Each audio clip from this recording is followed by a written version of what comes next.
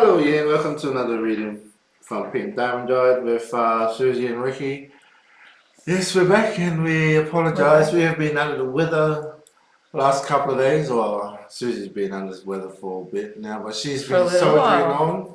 But I've got my voice back. Got her Look voice out, back. everybody. Yeah, look out. Look out. So, tonight's reading is about messages, signals, and all Signs and signs. synchronicities. That's it, Yeah. signs. And you know, the masculines and the females are getting these signs, and And we're not missing them. They're like in your face, kind of seeing signs and synchronicities. And today we got see, messages. Like you can't even make that up. Look, the Emperor, the divine masculine, is getting messages about his divine feminine. What message did you get today? And today's just before we saw quite literally just now. We saw 1818, and well. So we looked it up. We looked it as up, we and do. Yeah. The number 1818 is one of the most auspicious numbers for love. It expresses a strong connection, a connection for life. It can also mean a future marriage. If you are in the company of your partner and see this number, do not hesitate. This person was sent to you by God, and you two are a perfect match. Well, I don't know. That's just a little bit ago, we just thought, well, if that's what we're meant to read on tonight, like we'll take it as a message. We've definitely had some go. Well, no, I was sent by God, and Ricky. No, I was sent by God. we're gonna accept. We'll figure it out. The divine might have had a hand in it. So anyway, we'll best read it on that. That's what we wanted to do. Is this idea that that both the divine masculine and feminine are getting messages about the connections being, more than just a, hey, how you going? It's like there's something deeper playing out for divine masculine and feminine. And like Ricky just read in that message, it's an auspicious message. Around this ideal that these connections are meant to be more than fly-by-nighters, and they're meant to last a lifetime. The kicker is for twins in separation is, it lasts a lifetime in oneness and in separation. So if you're sitting in separation right now, like don't lose heart. These journeys come back around, and if you believe that you've met your twin flame and you're in a process of separation, and you found us, then we want to help you navigate the tougher times, the harder waters that twins go through. So we're going to do our reading based tonight on this ideal of signs and synchronicities that are leading you to continue to understand the message of hope. That's a big thing, and it was a message that's come out a few times in a few readings that I've done lately, just how prevalent the energy of hope is coming forward and to be understood. So, if you listen to that message that Ricky just read out, and we base our readings on that, we read from the perspective of divine feminines, and twins come together in waves. So we're looking at twins who are currently in separation and seeing what energies are affecting them right now. So with that idea, signs and synchronicities to lead you to believe that you have hope and that these connections are meant to last a lifetime and they're meant to come back into union. Let's see what energies are currently at play. Let's do this. Ooh. You just drew the Emperor, didn't you? I just drew the Emperor too. Interesting. What have we got? The Queen of Wands. We've got the Four of Wands. This is beautiful stuff. The Four of Pentacles. We've got the Devil, and we've got the Hermit card. Rightio. And underneath the deck, we've got the Fool, the Ten of Wands, we've got the King of Pentacles, we've got the Ace of Pentacles, the Four of Cups, and the Strength card. Ooh, and just for a sneaky peek there, the Ten of Pentacles, which if you follow the journey along with us, you'll know I see as a very, very prevalent card for divine feminine to be. I won't dig into that one, but it's a prevalent energy to be sitting there under the deck. Strength, Four of Cups, and the Ace of Pentacles. So what's happening at the moment is literally the energy has moved all the way up this way, where we were feeling like we were receiving good energy coming in from the divine masculine, where he was feeling passion, feeling desire, wanting to act on it, wanting to move forward, but it wasn't necessarily addressing everything that needed to be addressed between twin flames. And so here we have the Strength card appear again. So what can happen is when your twin comes forward, or when the masculine comes forward and he's just acting in passion and desire, but then pulls that energy away, it can push you into a space of anxiety, of fear, and going, oh my God, like, where's it gone? Where's it gone? It was coming in, union was happening, and then it disappears again. What I want to say is that under the current push from the universe, if you've had your twin come in and then pull back, or if you've felt like their energy has come forward and pulled back, or if you're sitting in separation and no contact, if you felt like the divine has come really close and pulled back, it's going to cause this energy of anxiety. Like, you don't need strength if you don't have something to be strong against. So if you've got this feeling right now like whose energy has come in and then pulled away again, the universe is saying, yes, you're going to need some inner strength, but it's not the end of the journey. It's part of the cycle. It's part of the process for twins coming into union. Like, these things don't just, generally speaking, and I can't speak for every case, so I'm generally speaking, is that when unions come together, they still have a bit of push pull until both of you can hold the frequency just so that it doesn't need to pull away anymore. Like, you both hold the frequency of neither party needs to run or chase. It's just anything that comes against you in the world, once you come into harmonious union and you're both holding the frequency of union, the world can come against you, but the tower doesn't topple. Okay, whereas before, when the world come against you, it's likely to cause a runner chaser scenario, right? Where you go and figured it out all on your own. So what I want you to know in having the strength card come through as a push here is that you might have to go through another episode where you require inner strength because there's fear and anxiety. You might have to sit with the divine another time and understand what lessons the divine has playing out for you. Here in the Four of Cups, see that your divine connection, safe and sound over there on the rocks. We might have to go through another season where we put the connection safe and sound, and we go, we'll look after it up there while we have this transit where the energy pulls back again. But I'm not feeling it as a big ascension push, just as like the tides moving in and moving out in this particular scenario. And you might have to sit with the divine a minute. It could be a time of meditation. It could be a time of just, like something that you do that makes you feel good. Like, I'm picking up this energy of just some you time where you just look after yourself, and like preparing yourself for a fresh new start in the energy. It's like this ideal that you. Hello, Charlie. He's come to join in again today. You'll need some inner strength, but it's designed to give you the information that you need to make a fresh new start. So even though the start of this reading feels like it might have a difficult overtone, I actually don't see it as being a massive ascension push other than preparation for the next phase of the journey.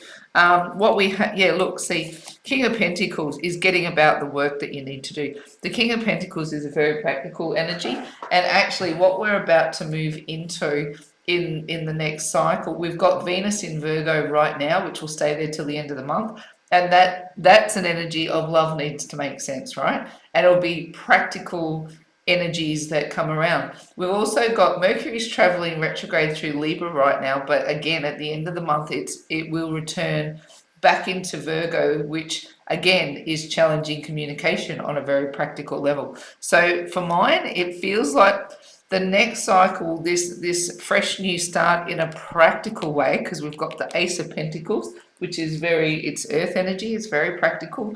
Virgo is an earth energy, very practical. The King of Pentacles is the masculine energy, taking action on practical matters.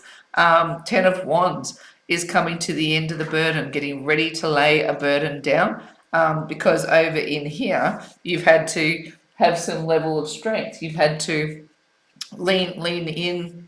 Again, I don't want to say it's the kind of energy where it forces you into massive ascension lessons. It's just forcing you into some level of reflection. Even that's probably the energy I would put around it, and filtering out what's coming at you.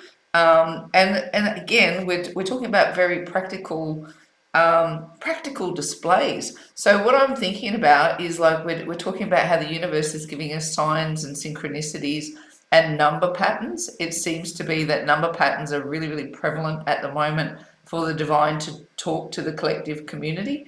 But also look for that story to be edified. So I'll be looking for the stories of, as in what Ricky just said, is like the divine sends divine partners to each other, and I'd be looking for that to be edified 3 times. In that story of going, the what the divine wants, the divine gets, and that is that 95% of these soulmate couples that divine soul loves will come online, and it's likely that twin flames, that this soulmate cycle is due to wrap up by the start, into early next year. So if you're feeling like, Suze, I'm resonating with what you're saying the bulk of the time, but my twin is not as yet shown up and communicating, you might be on the back of the wave, but I would predict this wave to be fully broken by early next year. So what you'd be looking for to represent, if this is not a practical demonstration from your twin per se, I'd be looking for practical representations, and look for them to happen 3 times. Look to be edified 3 times and go, right, this feels like a message from spirit. Here it is once, here it is twice, here it is 3 times. Yes, that's a message. I can lay my burden down. I have faith, hope, and love covered. I can get about my journey. The Fool is the most, honestly, he possesses all of the attributes of walking out. He trusts where his feet are going, right? He walks with a big open heart. He knows that the destination, that he has something that will truly light his heart up. He has faith that he won't fall off the side of the mountain, and hope that when the door opens, it is truly what he expects it to be. It's the Fool's journey is magnificent. You've got a fresh, practical new start, so you'll have clear identifiers, clear markers of what it looks like, and the Fool sets out happily on his journey. It's a beautiful thing. Here, you've got the Emperor. Could the Emperor be any more practical? Like, he can lead an empire, quite literally. And isn't it interesting? I'm just going to take a second to note that today is the day that Queen Elizabeth II is being buried, and it is her funeral. And it's where we are. She is the queen of the land that we live in, and even from where Ricky's from in the Cook Islands, she's My auntie. yeah, she's auntie. Auntie Liz. Auntie Liz from. So it's like it's a big thing from the land that we live in, that Queen Elizabeth II has passed on. But what is the energy that comes forth is we have a new king. So it's like it's not escaping me, and I said this to Ricky the other day. It feels like there's something significant in the universal push that we've shifted from the energy. And it's funny, our cat's called Charlie, and we're talking about King Charles, and he literally just walks into the room and starts meowing. He thinks he's a king, hey, like he gets around this house like he owns it. But getting back to the narrative, it's like here comes the king. Here's the rise of the king, and that's the masculine within you. And it's like taking really practical steps. Like, masculine energy is very action oriented. It's very practical. So it's choosing things to do in this next phase of the energy that are action oriented. Is there something you need to learn? Is there something you need to grow? Is there something you need to move or shift? To mine, it doesn't feel like it's a massive soul lesson. It doesn't feel like you've got, like a big wave of pain to overcome or any of the above. Like, definitely, you know how to deal with that when it rises, if that's your story. But right now, it just feels very action oriented. So, taking practical steps towards feeling good. Queen of Wands. Here's our Queen of Wands. Now, look, she gets a bad rap a lot of the time, and sometimes I call her fake, sometimes I call her selfish, sometimes she just goes after what she wants.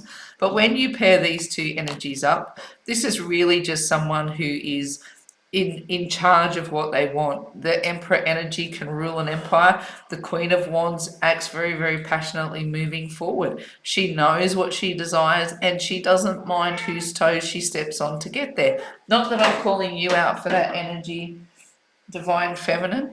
I might have to kick him out. He's a little bit, how you going in the background there?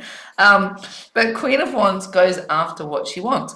And one of the big questions that's cycling through the feminine community at the moment is going, where does that land between chaser energy and where does that land between just fulfilling my desires? And it's interesting because look how these two are sitting side by side. So it would be a cautionary tale there, wouldn't it, Divine Feminine? In going, how do I balance my desire for my outcome and not tip into chaser energy again, or becoming obsessed with the journey all over again? How do you do it? You use the energy of the Emperor. So if you feel yourself getting tempted to fall into chaser energy again, it's the universe is asking you to employ everything you know to take the action required to stay as the Queen of Wands and not tip into the energy of the devil. So it's like Queen of Wands, she'll go make your passion the journey, make your passion learning about things that look in the soul space. You've got the Four of Wands, you've got reunion right there in your soul space.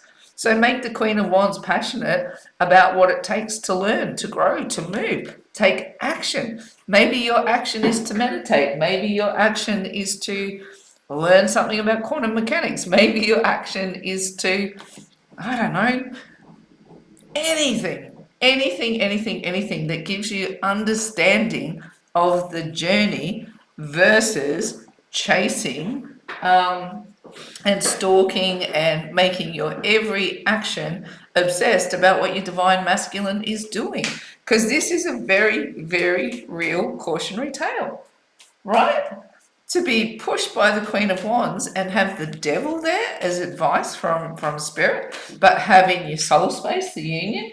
Wow. That the next push really is to stick to the status quo. See how I'm not seeing it as an ascension journey, but I'm actually seeing it as an employing everything you know to keep the status quo. Hold what you can to keep the healthy void. Now, if your twin flame is connecting with you in a healthy way, connect back. It's not to say that the Queen of Wands won't converse with their twin in a healthy way, but if your twin is clearly running from you, don't chase. That's the advice of this tale. Now, here you've got in the challenge position is to bring resources towards you, right? Now here's the Emperor sitting here. He's presiding over the journey, right? And he's saying, take action, Divine Feminine. And what it's producing, how I'm reading it, is it's going, union in your soul, possible outcome. I can either sit in Queen of Wands and hold passion for what I want, or I can become obsessive and become a chaser again. And my struggle is to gather the resources that I need to stay in that strong Emperor energy where you don't chase.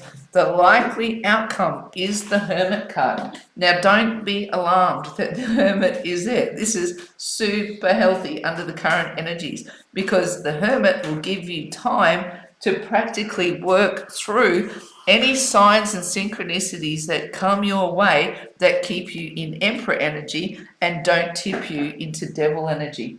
Again, like this for mine, it's very, very cautionary at this point. Be interesting to see what Ricky dishes up with regard to the divine masculine getting signs and synchronicities and understanding that he's been sent here from the divine. What have you got? Do you want to give me the 6 here first? Oh, no way.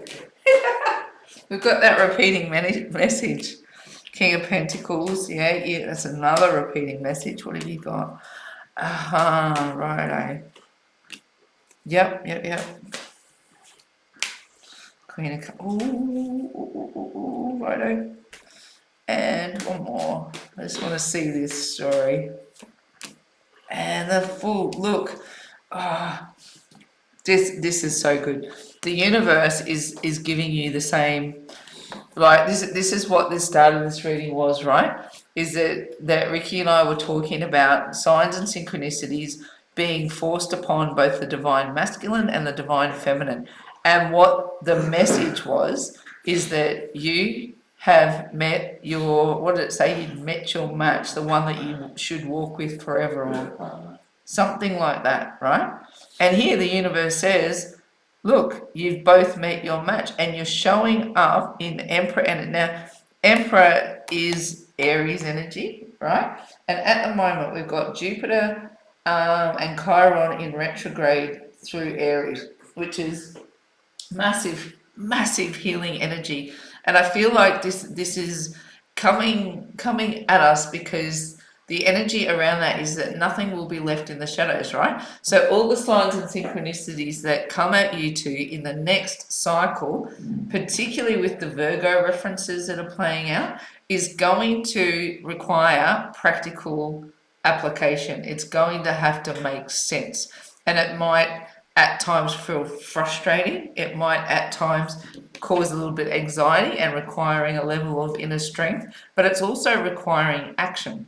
So it's like, I mean, the Emperor is not the most loving card in tarot, but he's very protective. So it's like kind of going, I don't want any harm to befall anyone I care about, but I can't quite figure out what it is I need to do. So the Emperor, like, look how these energies are matching. You are both coming through in the energy of needing to take action. The question is, what is that action? And in here, the masculine comes in the King of Pentacles. So again, we've got that very earthy energy coming through with the King of Pentacles. And it's, we are moving in Virgo energy, which is that very practical, love needs to make sense kind of energy. And here you are in the Queen of Wands, where you're chasing passion and desire, or I just want what I want. I just want what I want. And he comes through and goes, well, hang on a second. It just needs to make sense. It's kind of flipped where we were, because like how the planets were traveling, we were going all this way, and then Mercury went, hang on, I've got this far through Libra where things feel balanced and stable and everything's good, and I'm on my trajectory to working things out, and now I'm going to stop, and we're going to go back through the energies, right, in reverse. So here now we've got the divine feminine with a bit of passion and desire with the Queen of Wands, and in comes the King of Pentacles and goes, no, let's get very practical. Let's talk about what makes sense and what doesn't make sense. And you're both sitting in Emperor energy, which means it could just end up a standoff, really. It's really quite interesting how that's playing out. In the soul space, you've got the energy of union well and truly sitting there. The Four of Wands, it has our 1111 symbol, which we love to look for when we're chasing down signs in our spiritual realms. And here, happily in union, right? So here in the soul space, once again, we've got the divine masculine, because remember, we've backtracked. We've got all the way up where he's starting to understand, and now we're backtracking again. And he's sitting here going, well, there was faith and love, but now I'm going to sneak off for a little bit and figure out what all these swords mean. I'm going to sit in my Emperor energy where I'm supposed to take an action, and King of Pentacles, he's action-oriented as well. But it's like I'm not necessarily going to tell the truth about everything I've got going on inside, because look what's in the challenge position, Three of Pentacles, right? Seriously, in the challenge position is like you've got the divine, the masculine, and the divine feminine. Now, anyone who follows us knows that this is one of my big twin flame cards in Mission, and he's got it in the challenge position. And I would almost guarantee that what we were reading before we had our big break is that he was having this more in his soul space, and he was understanding it, and he was working with it. Now it comes in as a challenge. His challenge now is to show love and affection, is to give that pure cup. He was up to the point where he was showing desire. right? And the next step after desire was going to be, we'll start showing how much we care. But now what we've got is going, the advice is that he should show that energy. He should start to show everything that he's got hiding on the inside, things that he doesn't understand, things that he hasn't shown, ideals that he's struggling with. The advice from spirit is to go, come on, show what your heart's made of, show what you know, let your divine feminine drink this pure energy with you. But you're showing up in the energy of the devil, right?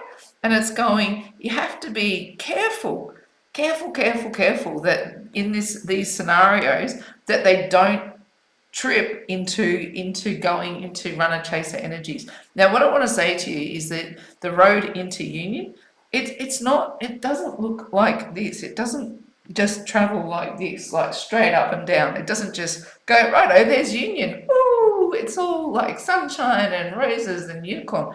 The road into union is bumpy. It goes up, it goes down, it goes up, it goes down. But essentially, the baseline of these connections remains harmonious.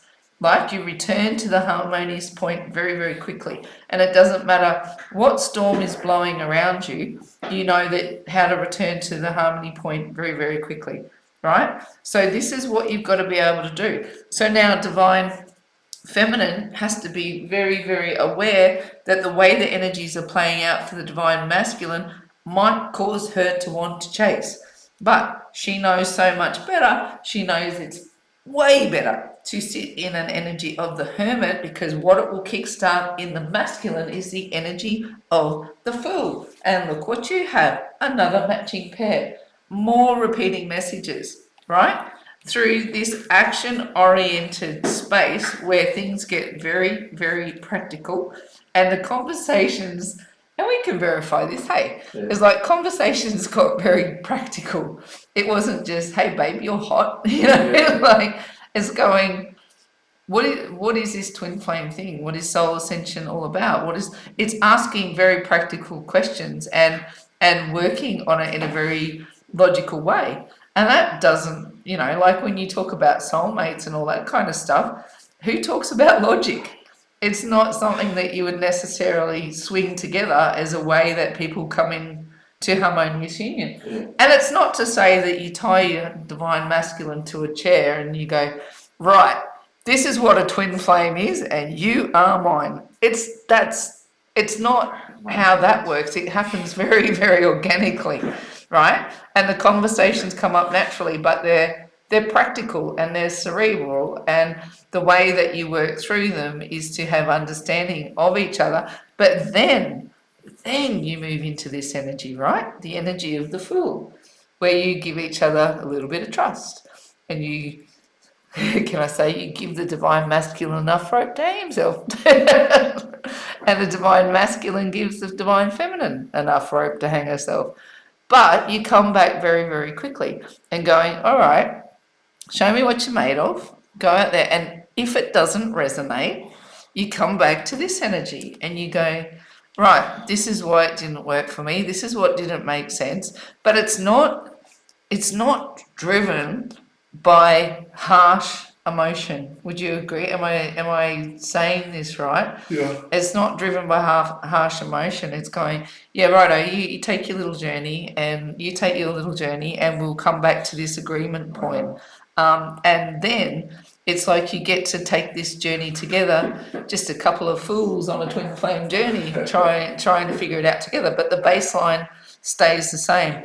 So it's like, allow the practical energies to come through, and don't worry if you're not getting, a trailer full of hearts and roses, because, first he led with passion, now he's coming in with a cerebral energy. But the advice from spirit is very, very soon there'll be more of the heart-based energies come through, but you have to trust the process and not tip into wanting to chase too soon. Like you have to hold ground, right? And I know that sounds tough. It's like, what's the difference between holding space and holding the void and not chasing and answering messages? You have to trust your own instincts on this one.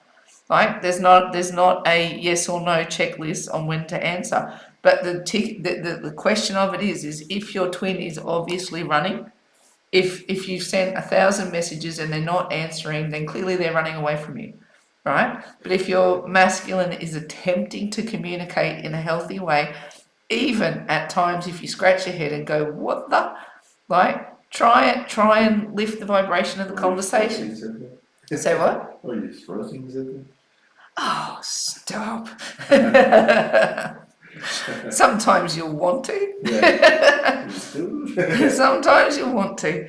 But the kicker is if they're obviously running away from you, don't chase. But if they're trying to connect, if they're trying to figure it out, it's fine to communicate. It's fine as long as see how like the way these two are communicating is absolutely reciprocal.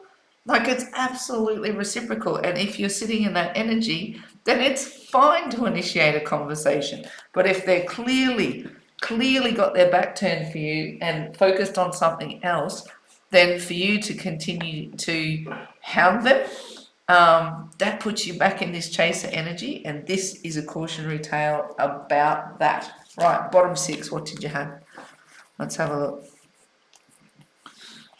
1, 2, 3. Right, yeah, that's the push from the universe. Look, he still has that desire energy coming back around. And that's what I was saying. The energy, it's going to feel like deja vu. We've come all the way up here, and then Mercury went retrograde, so we're going to go back through those energies in the reverse way. Here, the push is for him to move on. And look, under these cosmic energies, the push is for him to move on to better days. Absolutely. And the push is for him to come into balance. And look, again, he's led by his desire. So this is energy that's upcoming, and I would suggest probably we're still a few weeks away from feeling that real strong push of desire again. But I think the next time you experience it, it will be with more of this energy attached. It will be gentler and it will have more heartfelt emotion. He knows where his happiness is. He just has to get away from this 8 broken cups, which is not always necessarily easy.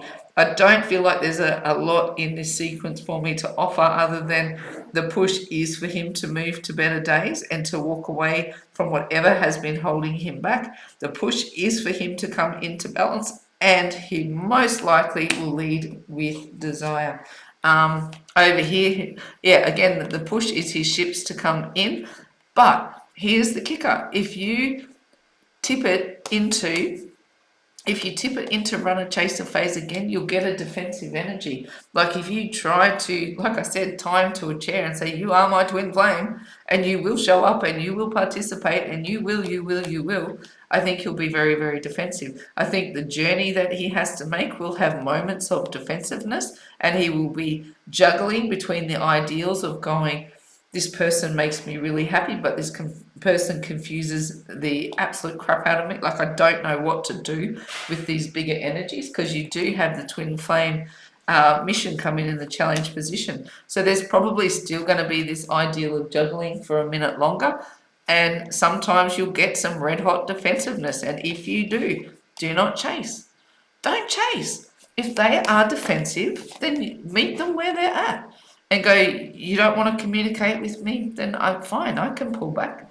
But if they're communicating in a healthy way and ready to take the journey, ready to have the ships come in, and they might dance between the two, where they're really open to communication, and times where they're ready to just shut it all down. Like it's tough. Coming into union feels like a red hot juggling game, and it's not for any lack of good intention. It's just bringing this connection into balance, which is you go, if this is the upper level of energy and this was the push underneath, here it's you've got the temperance card. Here he's juggling the upper layer of energy, he's juggling, and the base level of energy is the push to come into balance. But to get there, he might have a dance with you, where sometimes he comes forward and he's really open and ready to communicate, and other times he might be defensive as hell. At this point, it's par for the course, okay? So don't panic if you're still in a bit of a push and pull. Righto, what have we got from our Divine Love Oracle? Who are you going to read for today? Who are you going to draw a card for? Who do you want to pick for? You should be feminine. You should have masculine. Feeling quite balanced today, actually. Had an awesome day. You I should think like a sent from above. I think I want to read for the divine feminine. I'm gonna go like I feel like I'm in that vibe today. Yeah. Right, I'm gonna. Oh yeah, look. See this, right? It's tough, right? Waking up when you are the one who's holding space, and when you are the one that's aware of what's going on here, like that the divine is trying to bring the connection into balance and bring it into union, but the person on the other side who's probably not quite as aware of what's going on, and you're sitting here holding space and being patient. And actually, I don't know if you can see this image really clearly, but I drew it in the ideal of waking up in a nightmare. Waking up to this ascension journey, and you know, if you're hearing this from me for the first time, being every human on this planet is on a soul ascension journey. It's why you're here, to experience a soul ascension process. And if you're a twin flame, the way you've chosen to have your soul ascension process is through being on this journey of understanding three core ideals: faith, hope, and love. Twin flames have to come into understanding of these three very important ideals of the divine, and hold the vibration at the right level to lead the rest of humanity through. And when you wake up to those realizations, you can go, what the hell have I signed up for? Why on earth would I come down here for this rubbish when every other bugger's walking around holding hands, smiling?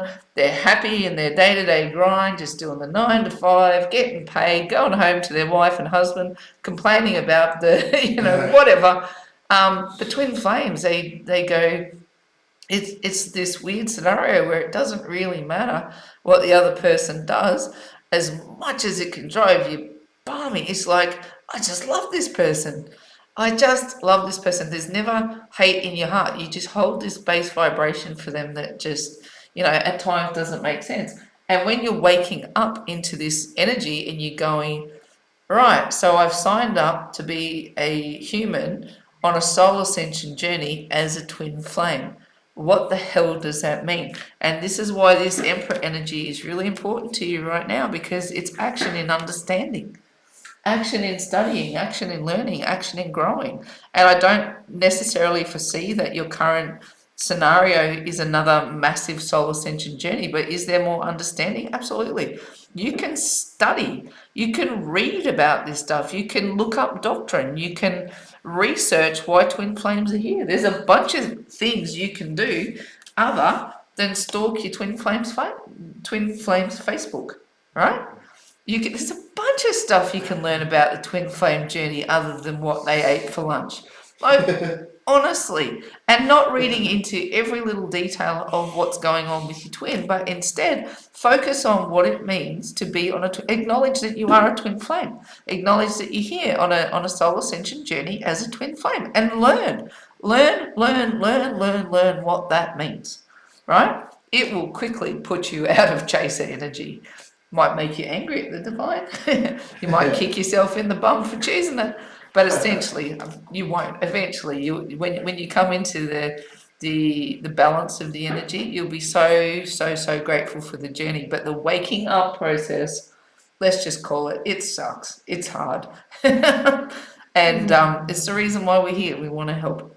Right, divine masculine, see divine feminine.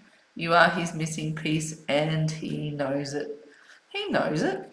He knows it. He just doesn't know how to express it just yet, right? He's gathering all the resources. Where was he? Here, of the journey. He's trying to figure out what the journey. The journey is the challenge. Really, the journey is the challenge for you, but you have knowledge. Like, you're sitting here watching this channel, and you would not watch what we have to say about twin flames if like, we're not fluff and nonsense. We're not about the romance.